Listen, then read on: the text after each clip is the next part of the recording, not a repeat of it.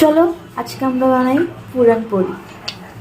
তো আমি এখানে চানার ডাল বসাইছি একটু লবণ আর একটু হলুদ দিয়া। তো এটা আমি পুরো সিদ্ধ করব চানার ডালটা। আর মাখতে লাগবো আটা। তো চলো আটাটা মাখানো।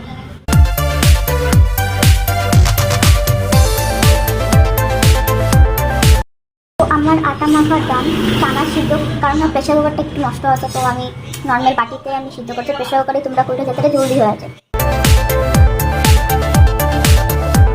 চানাটা সিদ্ধ হয়ে গেছে, ম্যাশ করে নেব। এই চানাটা আমি এই গুঁড়ে অ্যাড করব।